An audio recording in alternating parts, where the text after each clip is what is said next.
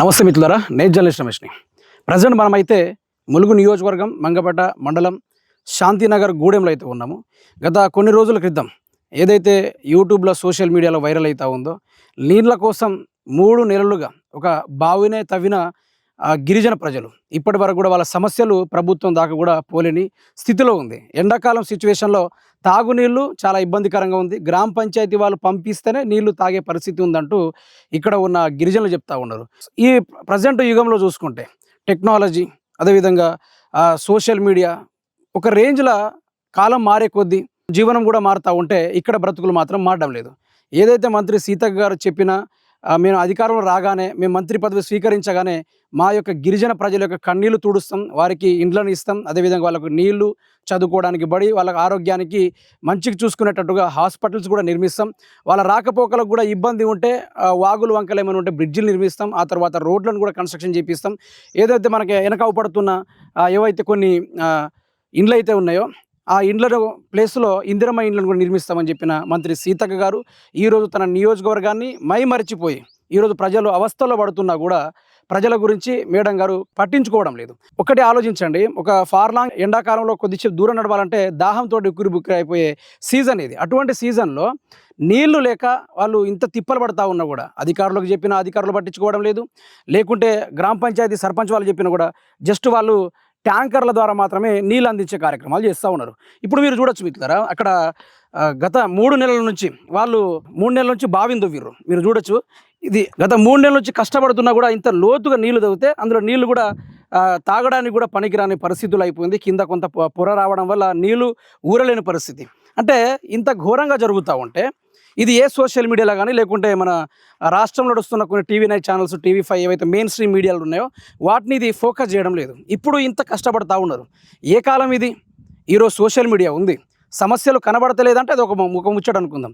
ఈరోజు సమస్యలు ఎత్తు చూపెడతా ఉంటే ఆ సమస్యలకు తిప్పికొట్టేటట్టుగా కొందరు కాంగ్రెస్ ఇన్ఫ్లుయెన్సర్లను తీసుకొచ్చి మరి మాట్లాడిస్తున్నారు. కానీ ఇక్కడ ఇటువంటి సిచ్యువేషన్ ఉంది. ఈరోజు తాగడానికి ఇబ్బందికరంగా ఉంది. వాళ్ళు చూడండి, ఆ బకెట్ తోటి నీళ్లు తీసుకున్నారు. ఆ బకెట్ కూడా మొత్తం బురదతోటి, అంటే నీళ్ళు తాగని స్థితిలో ఉంది. నీళ్ళు అక్కడ మొత్తం బురద కరెక్టు తాగడానికి కూడా పనికిరాని నీళ్ళు అయితే ఊరుతా ఉన్నాయి. ఇప్పుడు మీ పరిస్థితి ఏందని అడుగుతూ ఉంటే మాకు ఇక్కడ కనబడుతుంది, మనకు ఉచిత త్రాగునీరని రేవంత్ రెడ్డి పెట్టిన యొక్క ట్యాంక్ ఏదైతే ఉందో దాని ద్వారానే వీళ్ళకు నీళ్ళు అందుతుంది. అదేవిధంగా వాళ్ళ వాడకానికి కానీ తాగడానికి కానీ కొంచెం ఇబ్బందికరంగానే ఉంది. వాళ్ళ జీవనమే చాలా అతి కష్టంగా జీవిస్తున్న సిచ్యువేషన్. అదేవిధంగా ఇక్కడ వీళ్ళు ఏ విధంగా చేశారు, ఎట్లా తవ్వారు, అధికారులతో ఏమైనా మాట్లాడారు, లేకుంటే ఎవరైనా ఈ సోషల్ మీడియాలో ఇది వైరల్ అయినప్పటి నుంచి ఎవరైనా మంత్రి సీతక్క గారు దీనిపైన మన రెస్పాండ్ అయ్యారో ఒకసారి మన ఇక్కడ ఉన్న ప్రజలతోటి మాట్లాడుకునే ప్రయత్నం అయితే చేద్దాం. ఎన్ని రోజులుగా ఈ బావిని తవ్వుతూ ఉన్నారు? డిసెంబర్ నెల నుంచి మాకు నీళ్లు కొద్దిగా ఇబ్బంది ఉంటుందన్న. అప్పటి నుంచిలే మేము నీళ్లు లేక ఈ బావి తవ్వడం మొదలు పెట్టాము. ఇప్పుడు కూడా తవ్వుతా ఉన్నాం, కానీ ఇంకా నీళ్ళు అనేది అందడం లేదనమాట. కొన్ని ఊరుతాయి, అవి ఒక 2-3 బిందెలు తోడగానే అవి అయిపోతున్నాయి అనమాట. మళ్ళీ అవి ఊరడానికి మళ్ళీ నైట్ అంతా కూడా ఊరితే తెల్లారి మళ్ళీ ఒక 4 బిందెలు వచ్చేటటువంటి పరిస్థితి ఉన్నదనమాట. మరి ఈ విషయాన్ని మరి గ్రామ పంచాయతీలో చెప్పినప్పటికి కూడా మరి ఒక ట్యాంక్ తీసుకొస్తున్నారు, పెడుతున్నారు, అవి కూడా సరిపోవట్లేదు అనమాట. మీ ఎమ్మెల్యే ఎవరు ఇక్కడ సీతక్క గారిని ఏమన్నా మీకు ఎన్నికల ముందు ఏమైనా హామీలు ఇచ్చిర్రా? మీకు బోర్ కానీ, లేకుంటే వాటర్ ఫెసిలిటీ కానీ, లేకుంటే ఇందిరమ్మ ఇండ్ల విషయంలో కానీ, లేకుంటే రోడ్డు విషయంలో కానీ ఏదైనా చెప్పిర్రా? అయితే ఇంతకుముందు నీళ్ళ విషయంలో చెప్పారు, చెప్తే వేసారు, బోర్ వేసారులే, కానీ అది ఇంకా లోతుగా వేయలేదన్న. ఒక 100 ఫీట్ల వరకు వేసారు, ఏసీగా బోర్ ఫిట్ చేసి ఇచ్చారు. కానీ అందులో నుంచి నీళ్లు కొడతా ఉంటే మొత్తం ఎర్రటి నీళ్ళు వస్తా ఉన్నాయి, సినుము బట్టి వస్తా ఉన్నాయి. అవి కనీసం బట్టలు ఉతకడానికి కానీ మాకు బయట వాడుకోవడానికి కూడా అవి పనికిరానటువంటివి ఉంటాను. అయితే తాగడానికి కూడా అవి చాలా ఇబ్బందిగా ఉన్నాయి అనమాట. అందుకని మేము ఇది తవ్వడం మొదలు పెట్టినాం. ఇంకా తవ్వుతానే ఉన్నాం, కానీ అది ఇంకా మాకు నీళ్లు సరిగా అందడం లేదు. అంటే 3 నెలలుగా తవ్వుతూనే ఉన్నారు దాన్ని? తవ్వుతూనే ఉన్నాం. ఏ అధికారులకైనా చెప్పిర్రా మీరు ఇట్లా పరిస్థితి ఉందని? అధికారులు అంటే చెప్పాము, ఐటీడీలో చెప్పాము, ఇక్కడ చెప్పాములే, కానీ ఇక ఓన్లీ ట్యాంకర్ మాత్రమే తెచ్చి పెడుతున్నారు. అయినా కూడా మీకు సరిపోవడం లేదు. ఎన్ని గూడాలు ఉంటాయి ఇక్కడ? ఇండ్లు ఉంటాయి ఇక్కడ. ఇల్లు 18 ఉంటాయి. 18 ఇల్లు ఉంటాయి. 18 ఇండ్లకు ఒకటే ట్యాంకర్. ఇప్పుడు ఏం చెప్పదలుచుకున్నారు గవర్నమెంట్కి? ఇప్పుడు ఏంటిదంటే, ఇప్పుడు మాకు నీళ్ళ సమస్య బాగున్నది కాబట్టి ట్యాంకర్ కాక మాకు ఇక్కడే ఏదైనా బోర్ అయినా ఇంకేదైనా ఇక్కడ కరెంట్ రావడానికి ఇబ్బంది కాబట్టి ఇక్కడే ఒక బోర్వెల్ వేసి దానికి సోలార్ ప్లేట్ ద్వారా మోటార్ ఉంటది, అది వేసైనా మాకు నీళ్ళు ఇప్పిస్తే బాగుంటదని అనుకుంటాం. కరెంట్ ఉంది ఇక్కడ మీకు? కరెంట్ లేదు. కరెంట్ కూడా లేదు. కరెంట్ లేక కూడా వర్షాకాలంలో బాగా చిన్నపిల్లలు వీళ్ళందరూ ఉంటారు, లైట్ లేక పాములు ఇవన్నీ వస్తూ ఉంటాయి. కొద్దిగా ఇవి ఇలా కూడా మాకు చాలానే ఇబ్బంది అవుతా ఉంటది. కరెంట్ లేదు, అదే విధంగా రోడ్డు కూడా లేదన్న, సరిగా రోడ్డు లేదు. ఇప్పుడు వర్షాకాలం వస్తే పరిస్థితి ఎట్లా? రోడ్డు మధ్యలో వాగుంది, ఎట్లా పరిస్థితి ఎట్లా అన్నట్టు? వర్షాకాలం వచ్చిందంటే ఇక బాగా వర్షాలు వస్తే ఒక వారము 2 వారాలైనా ఇక వాగు వస్తే మేము అవతల వెళ్ళడం లేదు, ఇక వెళ్ళడానికి దాటనివ్వదు అనమాట వాగు. ఇక మేము ఇటే ఉండిపోవాల్సింది. అప్పుడు కూడా బాగా నీళ్ళు ఇబ్బంది. ఇప్పుడు బావి తవ్వేమా ఇదంతా కూడా బురద అయిపోతుంది, ఇవి తాగలేము, వాగులు కూడా మేము తాగలేము అనమాట. చాలా పరిస్థితి ఉంటది అనమాట. ఇప్పుడు ఈ మధ్యలో ఎప్పుడైనా సీతక్క గారు వచ్చారు చూడడానికి? ఇప్పటి వరకు రాలేదండి, సీతక్క గారు రాలేదు. అంటే మీరు ఎన్ని సంవత్సరాల నుంచి నివసిస్తున్నారు ఇక్కడ? ఇక్కడ మేము 18 సంవత్సరాలు అవుతా ఉన్నది. Near by 20 years. 20 years అవుతా ఉంది. అయినా కూడా మీ సమస్యలు తీరట్లేదు అన్న. మీకు ఆలోచన ఎట్లా వచ్చింది? బావి తవ్వాలనే ఆలోచన ఎట్లా వచ్చింది? అంటే ఇక్కడ కొద్దిగా వర్షాకాలంలో చిన్న బావి ఉండే, దాని నుంచే తాగేది మేము నీళ్ళు. తర్వాత ఇక్కడే ఊట వస్తుందేమో అని తాగుకుంటూ పోతే అది ఇంకా కిందకి పోయింది, అందుకే నీళ్ళు అందట్లేదు అక్కడ. తవ్వుతానే ఉన్నాం కానీ నీళ్లు రావట్లేదు సార్. అది కింద బెంక మట్టి ఉన్నది, దాని వల్ల నీళ్లు కింద నుంచి ఊరట్లేదు, ఊట రావట్లేదు. మామూలు పై నుంచి కొన్ని జల్లు వస్తుంది, అది కూడా సరిపోదు.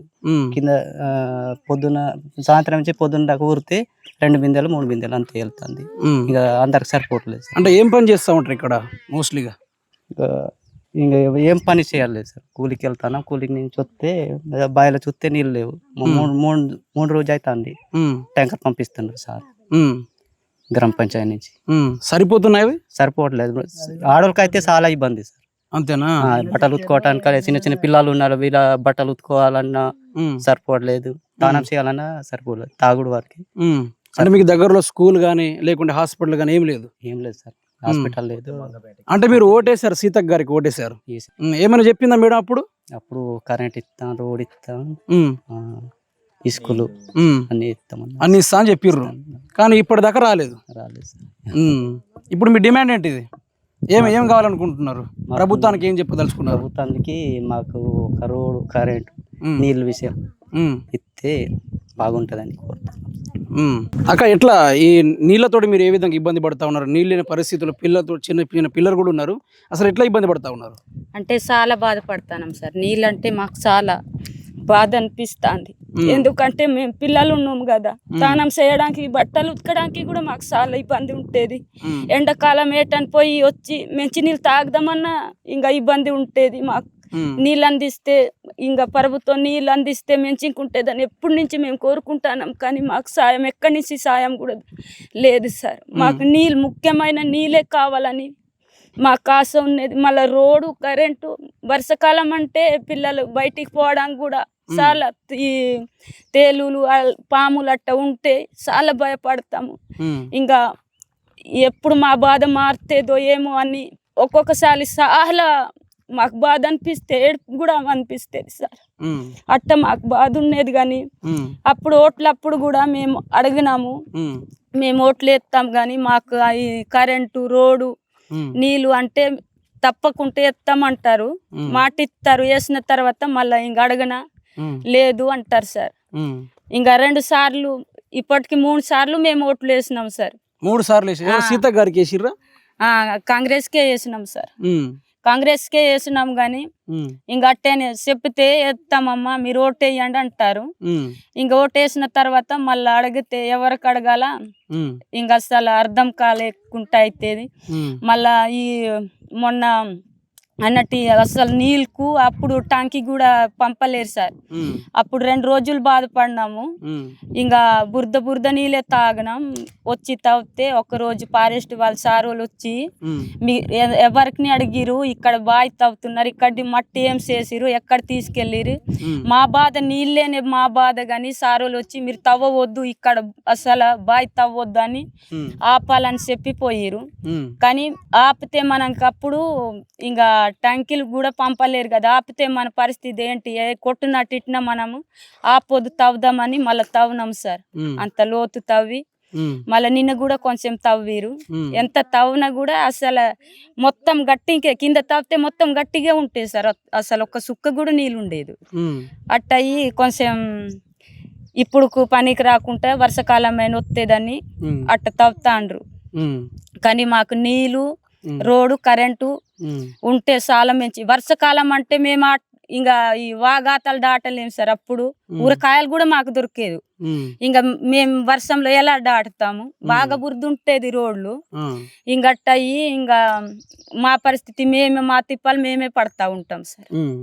ఫిట్నెస్ ఉన్న ఆడోళ్ళకైతే మోసుకున్నారు. సర్పాలు కాటేసిన లేకుంటే తీవ్రమైన జ్వరం వస్తే ఎక్కడికి వెళ్తారమ్మా?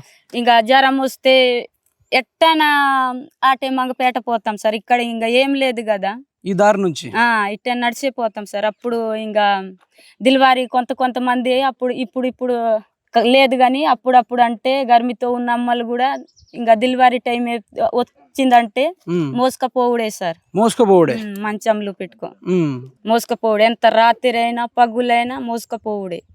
మళ్ళీ ఇప్పుడు కూడా మంగపేట పోయి ఇంకా కూరగాయలు గిట్ట అక్కడి నుంచి ఇక్కడ నడిచి రావాలి సార్. అట్ట మా పరిస్థితి ఉండేది సార్. ఇంకా మాకు ఎవరు సాయం అందిస్తారో ఏందనేది. ఇప్పుడు వానాకాలంలో బీభత్సమైన వర్షం వచ్చింది అనుకోండి, ఏదైనా సర్పమో లేకుంటే తీవ్రమైన జ్వరమో లేకుంటే గర్భిణీల ఇబ్బంది అయితే ఇప్పుడు దాటలేని పరిస్థితి. దాటలేని పరిస్థితి సార్. ఇంకా మేము ఇక్కడ వాగున్నప్పుడు ఎట్ట తీసుకెళ్తాం సార్. ఇట్టని తిరిగిన మళ్ళా కమలాపురం నుంచి ఇటు రావాలి. ఇంకా హాస్పిటల్ అడవులు పట్టుకొని తిరగాలి. అడవులు పట్టుకొని తిరగాలి సార్. అట్ట మా పరిస్థితి ఉన్నది. ఇప్పుడు సీతక్క గారికి ఏం కావాలని కోరుకుంటారు? ప్రభుత్వానికి ఏం చెప్పదలుచుకున్నారు? ఇప్పుడు మాకు నీళ్లు, రోడ్డు, కరెంట్ కావాలని మేము కోరుకుంటున్నాం సార్. ఎన్నో అడుగుతున్నాము. ఇంకా వచ్చి మీడియా వాళ్ళు ఇట్టని ఫోటోలు కూడా తీసుకొని పోతాండ్రు కానీ సమస్య తీరట్లేదు. ఒకసారి అయితే నేను మొన్న మీడియా వాళ్ళు వచ్చి ఇట్టని ఫోటోలు ఎన్నిసార్లు అవుతుంది, ఇట్టని ఫోటోలు తీసుకెళ్ళుడే కానీ మాకు అయితే ఏ కార్యాలు కూడా జరగలేదని నేను చెప్పిన. అట్టన్నాకమ్మా మీకోసమే మేము బాధపడుతున్నాం అన్నారు వాళ్ళు కూడా. ఇట్టని వచ్చి ఇంకా మాట్లాడిపిచ్చుడు, ఇంకా ఫోటోలు తీసుకెళ్ళుడు కానీ మా తిప్పాలు మేమే పడతాం సార్ అని నేను అన్నాను సార్. కానీ అప్పటి నుంచి ఇప్పుడు దాకా ఎవరు రాలే ఇక్కడికి. ఇప్పుడు మొన్న నుంచి వస్తాండ్రు సార్. వచ్చి రోజు అన్నట్టు వచ్చి ఇట్టని ఫోటోలు తీసి మళ్ళా పైకి పంపుతామని తీసుకెళ్తాండ్రు. ఇప్పుడు ఇక్కడ ఉన్న గూడెం వాసులు కావచ్చు మాట్లాడే ముచ్చట్లు మీరంతా విన్నారు. అయితే ఇప్పుడు నేనేం చెప్తున్నా అంటే, ఇదే కాంగ్రెస్ హయాంలో 3 సార్లు మేము కాంగ్రెస్ పార్టీకి ఓటేసి గెలిపించాం. వాళ్ళు ఓట్లకు ముందేమో ఇక్కడ రోడ్ వేపిస్తాం, అదేవిధంగా కరెంటు కూడా తెప్పిస్తాం, తర్వాత స్కూళ్ళు నిర్మిస్తాం, హాస్పిటల్స్ కూడా నిర్మిస్తాం, మీకంటూ మంచి జీవనోపాధిని క్రియేట్ చేస్తాం అనుకుని చెప్పిన ఇదే కాంగ్రెస్ ప్రభుత్వం ఓట్లు అయిపోయినాయి, ఎన్నికలు అయిపోయినాయి, జెండాలతో పట్టుకొని తిరిగిన రోజులు కూడా అయిపోయినాయి. ఇప్పుడు గత 2.5 సంవత్సరాల నుంచి వీళ్ళ సమస్యను ఒక్కటి అర్థం చేసుకోవాలి. బావి దవ్విర్రు అంటే వీళ్ళ పరిస్థితి ఎక్కడ దాకా, అంటే వీళ్ళు ఏ స్థితి దాకా వెళ్ళిపోయారో మనం అర్థం చేసుకోవాలి. ఇప్పుడు మాకు బ్రతికే ఛాన్సే లేదు, ఇక తాగడానికి అంత దౌర్భాగ్యమైన జీవితం అయిపోయింది. ఇప్పుడు ఏం చేయాలో అర్థం కాని పరిస్థితి. లాస్ట్కి ఇది తవ్వుడే కరెక్ట్ అని తవ్వినా కూడా ఇక్కడ ఫారెస్ట్ డిపార్ట్మెంట్ వాళ్ళు వచ్చి కూడా వాళ్ళని బెదిరించే కార్యక్రమాలు చేసారు. అంటే ఇంతకుముందు ఓట్ల కోసం వచ్చినప్పుడేమో ఫారెస్ట్ డిపార్ట్మెంట్ రాదు, కానీ ఇక్కడ ఇట్లాంటి ప్రజలు మేము బ్రతకాలి, ఇక బ్రతకలేని స్థితిలో ఉన్నాం, అటువంటి తాగడం నీళ్ళ కోసం మేము ఈ బావిని తవ్వుకుందామన్నా కూడా ఫారెస్ట్ డిపార్ట్మెంట్ వాళ్ళు పర్మిషన్ ఇవ్వలేని పరిస్థితి. అయితే ఇప్పుడు మంత్రి సీతక్క గారు ఇదే విధంగా కొన్ని ములుగు జిల్లాలో ఈ నియోజకవర్గంలో చుట్టుపక్కల ఈ గిరిజనుల గురించి, అమాయకమైన ప్రజలు, బాహ్య ప్రపంచం గురించి కూడా తెలియని మనుషులు, బయట ప్రపంచం ఎలా ఉందో కూడా తెలియని మనుషులు, అట్లాంటి మనుషులకు చైతన్యవంతం లేదు, ఒక హాస్పిటల్ లేదు, ఒక కరెంటు లేదు, ఇందిరమ్మ ఇండ్లు అనుకొని పదే మురిసిపోతున్న ఈ కాంగ్రెస్ ప్రభుత్వము ఈ గూడాలు మొత్తం చూసుకోండి. ఒక్క ఇందిరమ్మ ఇండ్లైనా వచ్చిందా వీళ్ళకు? ఒక్క ఇందిరమ్మ ఇండ్లైనా? అది ఒకళ్ళకు సీసీ రోడ్ లేదు, ఒక సర్వీస్ రోడ్ లేదు, ఒక బీటీ రోడ్ లేదు, ఒక వీధి దీపాలు లేదు, ఒక సోలార్ ప్యానల్ లేదు, ఏది కూడా లేదు. ఇంకెక్కడుంది మన తెలంగాణ? స్వచ్ఛాలయాలు అనుకుంటూ ఆ బాత్రూమ్లు కూడా చూడండి, బాత్రూమ్ల పరిస్థితి ఎట్లా ఉందో ఆ బాత్రూమ్ల పరిస్థితి అట్లనే ఉంది. ఇప్పటి వరకు ఎటువంటి గవర్నమెంట్ తరఫున స్వచ్ఛ భారత్ కార్యక్రమం లాంటి ఇక్కడ దాకా చేరలేని పరిస్థితి. ఓట్లు మాత్రం బ్యాలెట్లోకి బరాబర్ వెళ్తుంది, కానీ వీళ్ళకి రావాల్సిన గ్యారెంటీలు మాత్రం రావడం లేదు. 6 గ్యారెంటీలు ముచ్చట దేవుడెరుగు. మొదలు వీళ్ళకు తాగునీరు ఇస్తే అదే మహాప్రభు అనుకుంటూ ఇక్కడ ఉన్న ప్రజలైతే చెప్తా ఉన్నారు. తాగునీళ్ళకు కావచ్చు, లేకుంటే వీళ్ళకి ఏదైనా జ్వరాలు వచ్చినా లేకుంటే ఏదైనా ఇబ్బంది అయినా అటు నుంచి వెళ్ళడానికి వీళ్ళకు చాలా ఇబ్బందికరంగా ఉండే పరిస్థితి కూడా ఉందట. ఏదైనా గర్భిణులు ఎవరైనా ఉంటే డోలి వ్యవస్థ మేము చూస్తుంటారు గతంలో ఉన్నప్పుడు, డోలి పట్టుకొని చుట్టూ అడవుల చుట్టూ తిరిగి బయటికి వెళ్ళేటోళ్ళట. మరి ఇదే పరిస్థితి సీతక్క గారు ఫేస్ చేస్తుంటే ఈ గ్రామం ఇట్లా ఉండేదా? సీతక్క గారి కూతురో లేకుంటే సీతక్క గారి కొడుకో ఇదే సిచ్యువేషన్లో ఇదే గ్రామంలో ఉండుంటే ఆవిడ గారు ఇట్లనే వదిలేసి వేరే జిల్లాలో తిరుగుకుంటూ ప్రచారాలు చేసుకుంటూ ఉండేటోళ్ళ. అందుకనే మంత్రి సీతక్క గారికి నా తరపున రిక్వెస్ట్ చేస్తున్నాను, నా ఆర్జీటీవీ తరపున చెప్తా ఉన్నాం, మేమెక్కడా దుష్ప్రచారం చేయడానికి రావట్లేదు. మేము బాధ్యతగా ఈ ప్రజల కోసం వీళ్ళ యొక్క సమస్యలు తీరేంత వరకు బాధ్యతగా కొట్లాడతాం, గ్రౌండ్ లెవెల్లో తిరుగుతాం. మీరు నిజమైన మంత్రివర్గంలో పనిచేస్తున్న నాయకురాలే అయితే మీరు ఈ ఊరికి రండి, వీరికి నీళ్ళని ఇవ్వండి, వీళ్ళకు ఇందిరమ్మ ఇండ్లను శాంక్షన్ చేయండి, ఇండ్లను కట్టియండి. ఈరోజు మీరు ఎంత మంచి చేస్తే రేపు వాళ్ళే కదా మిమ్మల్ని ఓటేసి గెలిపించేది. ఈరోజు వాళ్ళకు ఓటు ఉన్నప్పుడేమో అయ్యా బాంచను అనుకుని ఓట్లు వేసుకుంటున్నారు. ఇలా పరిస్థితులు చూస్తే మాత్రం అదే వెనకటి కాలం లెక్కనే ఇక్కడ ఉంది పరిస్థితి. మొన్నటి వరకు ఎవరైతే కాంగ్రెస్ కార్యకర్తలు బాగా ఆర్జీటీవీ పైన ఎగిసి పడ్డారో ఈరోజు వాళ్ళు ప్రతి ఒక్కరు దీనిపైన మాట్లాడాల్సిన అవసరం కూడా ఉంది. మెయిన్ స్ట్రీమ్ మీడియా ఫోకస్ చేయాల్సిన అవసరం కూడా ఉంది. సీతక్క నియోజకవర్గంలో ఈ ఒక్కటే శాంతినగర్ అనే గూడెం ఒకటే కాదు, ఇలాంటి గూడాలు ఎన్నో ఉన్నాయి. ఇలాంటి గూడాల్లో ప్రజలు ఎందరో మంది ముగ్గిపోతూ ఉన్నారు. తాగు నీళ్ళకు కూడా ఈరోజు ఆగమవుతున్నారు. అంటే ఈరోజు బ్రతకడానికి కూడా ఛాన్స్ లేదు, ఇక్కడ బ్రతుకుదామన్నా కూడా అటువంటి స్థితిలో ఇప్పటిదాకా నీళ్లు లేవు. ఏం ప్రజాస్వామ్యం ఇది? మంత్రి సీతక్క గారు దయచేసి ఈ గ్రామాన్ని కొంచెం నోటెడ్ చేసుకోండి, వచ్చి ఇక్కడికి వీళ్ళ సమస్యలు తీర్చండి. ఏపీ కన్నా అద్మానం కాదు తెలంగాణ. ఏపీలో ఇటువంటి ఏమైనా వీడియోలు పెడితే తక్షణమే రెస్పాండ్ అయ్యి వాళ్ళ ఊరికి మొత్తం డెవలప్మెంట్ చేసి వాళ్ళకి ఇండ్లు ఇచ్చే కార్యక్రమాలు ఏపీ చేస్తూ ఉంటే, తెలంగాణ రాష్ట్రంలో ఇట్లాంటి వీడియోలు చేస్తే మా మీద కేసులు బనాయించే కార్యక్రమాలు చేస్తూ ఉన్నారు. దయచేసి మంత్రి సీతక్క గారికి నా యొక్క రిక్వెస్ట్ అనుకోండి, ఇక్కడ ఉన్న కలెక్టర్ గారికి కానీ ఇక్కడ అధికారులకు కానీ కాంగ్రెస్ నేతలకు కానీ నేను కోరేది ఒకటే, దయచేసి వీళ్ళకు మంచి నీరు అందియండి. వీళ్ళకి ఏదో ట్యాంకర్ల ద్వారా నీళ్ళు అందిస్తే వాళ్ళకి ఏం సరిపోతుంది? ఒక బోరో లేకుంటే ఒక బోరింగో లేకుంటే ఒక హాస్పిటల్ ఒక స్కూలో వీళ్ళకు మంచిది ఏదైనా చూపిస్తే వాళ్ళు కూడా ఒక జీవనోపాధిని వెతుక్కుంటారు. వాళ్ళు కూడా చిన్న పిల్లలు ఉన్నారు, రాబోయే తరాల భవిష్యత్తుకు నాంది వాళ్ళు కూడా వీళ్ళ లెక్కనే బతకాల్సిన అవసరం అయితే లేదు. ఈరోజు మంత్రి సీతక్క కొడుకేమో కోట్ల మీద ఉన్నాడు, వాళ్ళ అనుచరులు కూడా కోట్లలో సంపాదిస్తూ ఉన్నారు. మరి వీళ్ళ పిల్లలు కూడా బాగుపడాలి కదా, గిరిజన గూడాల్లో ఉన్న వాళ్ళ బిడ్డలు కూడా బాగుపడాలి కదా. చిన్న పిల్లలండి, ఇటువంటి చిన్న పిల్లలు కూడా రాబోయే తరాల్లో ఇటువంటి సిచ్యువేషన్ ఫేస్ చేస్తారా? సిగ్గుండాలి మన ప్రభుత్వానికి. కొంచెమైన బాధ్యత లేకుండా ప్రవర్తించడం ఇది మరి ఘోరం అంటున్నా. ఈ బావులేందండి? ఏ కాలం ఇది? మునుపటి కాలమా? 1960 సంవత్సరమా? లేకుంటే 1800 సంవత్సరమా? ఏం సంవత్సరం ఇది? ఏ టైంలో ఏం చేస్తా ఉన్నారు అర్థమవుతుందా కొంచెం ప్రభుత్వానికైనా? ఈరోజు మీ మీద భరోసాతోటి మీకు ఓట్లేస్తే ఈరోజు ప్రజలు బావులు తవ్వుకోవాలన్నా? ఇంత ఘోరంగా ఉంటుందా పరిస్థితి? నాయకులు ఎక్కడైనా సిగ్గు తెచ్చుకోండి. రేవంత్ రెడ్డి గారు కూడా నా యొక్క మనవి చేస్తూ ఉన్నా, మాట్లాడితే లాగులు తొండలిడుస్తాం, లేదంటే మేము ఎగిరి కొడతాం, లేకుంటే మా బట్టలు మేమే జింపుకుంటాం అనే బద్మాష్ మాటలు బంద్ చేయండి. దయచేసి ఈ యొక్క మారుమూల ప్రాంతాల్లో బ్రతుకుతున్న గిరిజన ప్రజలకు న్యాయం చేయండి. ఫస్ట్ వీళ్ళకు ఏదో ఒక జీవనోపాధిని చూపిస్తే, లేకుంటే విషసర్పాలు కాటేసే వర్షాలు గిట్ల పడితే విషసర్పాలు విష కీటకాలు కాటేసి ఇక్కడ నుంచి శవాలుగా మారుడు తప్ప బ్రతికే ఆశ మరొకటి లేదు. మహిళలు అంటున్నారు, గర్భిణీ స్త్రీలట, వాళ్ళు టైం వచ్చినప్పుడు డెలివరీకి టైం వచ్చినప్పుడు ఈ అడవులు బట్టి తిరిగిపోయేదట. అక్కడ వాగు అడ్డంగా ఉందని అడవులు పట్టుకొని తిరిగిపోయేదట. ఇంకెక్కడ బతుకుంది ప్రజాస్వామ్యం? ఇంకెక్కడ ఉంది ప్రజాపాలన? ఈ మాటలు చెప్పుడేమో రోజుకి చాతలు దాటిపోతున్నాయి, కోటలు దాటిపోతున్నాయి, కానీ చాతలు చూస్తే మాత్రము ఏది కూడా కావడం లేదు. ఇప్పటికైనా రేవంత్ రెడ్డి సిగ్గు తెచ్చుకోవాలి.